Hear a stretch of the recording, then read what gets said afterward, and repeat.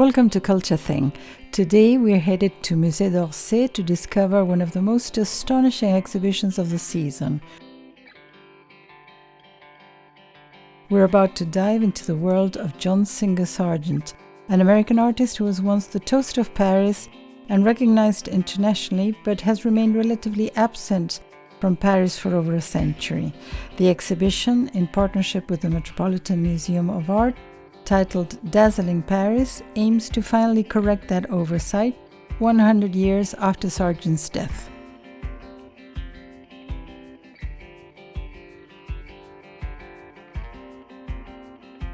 In his time, Sargent was considered one of the greatest painters alive. With over 90 works on display, the exhibition helps us explore the enigma. How did Paris forget the artist it helped create?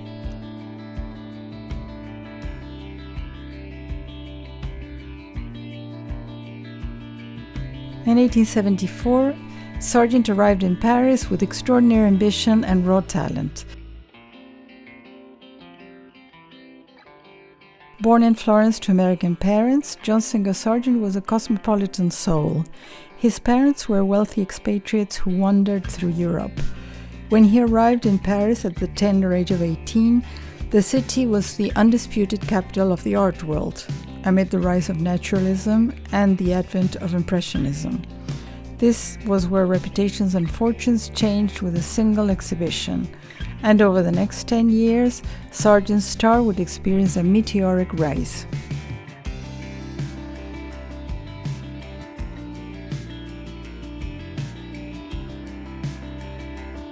He enrolled in the studio of Carolus Duran, one of the most fashionable portrait painters of the day.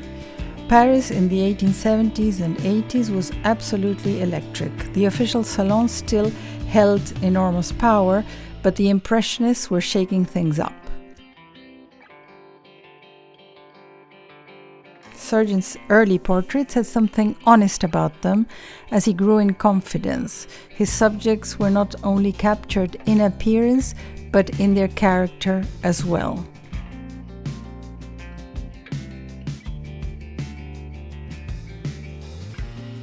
Sargent navigated the social world of Paris with ease. He was an American in a city where artistic credentials were everything, yet he managed to charm his way into the highest circles. He painted aristocrats, intellectuals, artists, and the newly rich with equal facility, and he was friends with everyone: Henry James, Claude Monet, Auguste Rodin.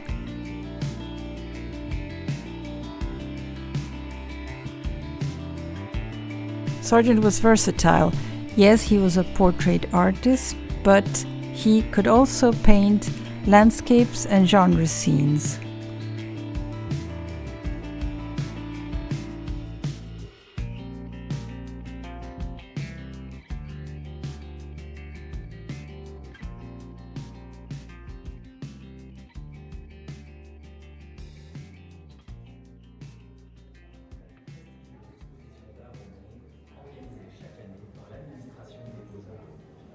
Comment cet artiste, âgé de seulement 26 ans, a-t-il pu obtenir aussi rapidement une telle reconnaissance?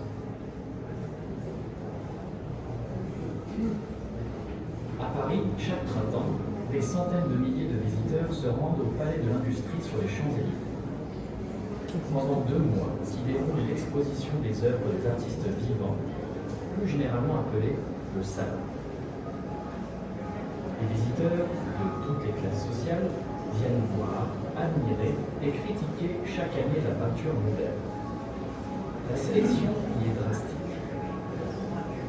Un jury souvent conservateur, composé de membres de l'administration des beaux-arts et d'artistes élus par leurs pairs, effectue la sélection et distribue les prix. Comment se faire remarquer parmi les traits?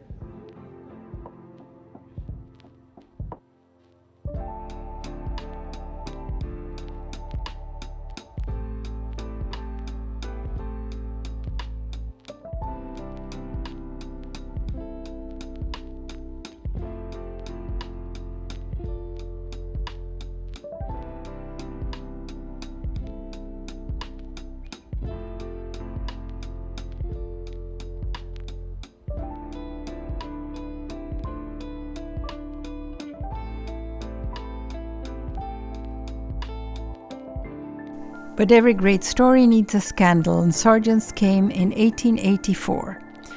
This is arguably the star of the show, Portrait of Madame X.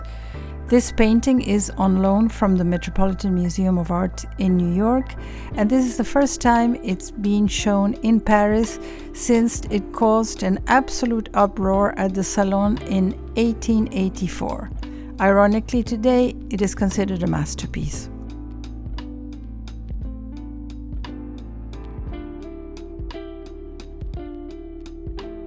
The woman in the painting is Virginie Amélie Avegnaud-Gautreau, known in Parisian society as Madame Gautreau. She was beautiful. She was American-born but married to a French banker. Gautreau is painted in profile, wearing a black dress with jewel straps. Her skin is pale and the dress is cut low. The posture is imperious. There's something undeniably sexual about the composition.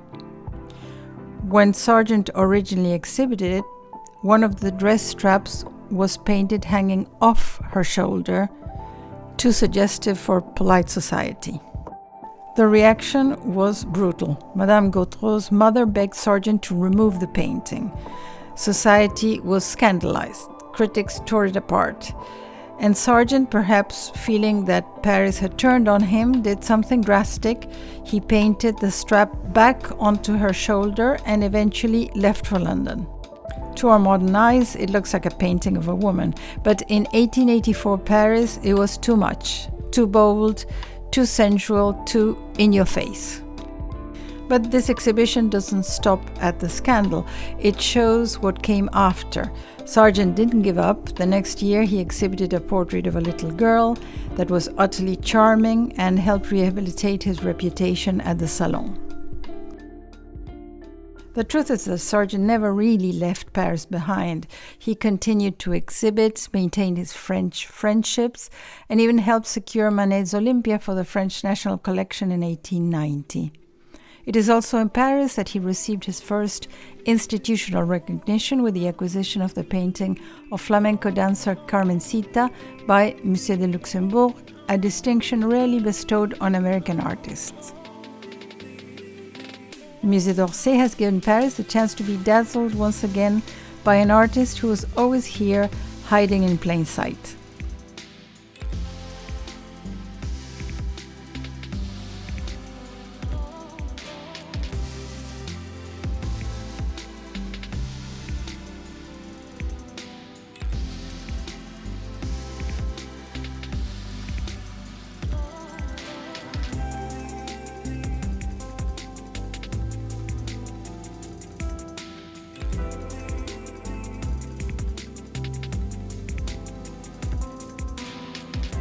If you enjoyed this video, please consider subscribing as it helps more people find this channel. Thank you for watching.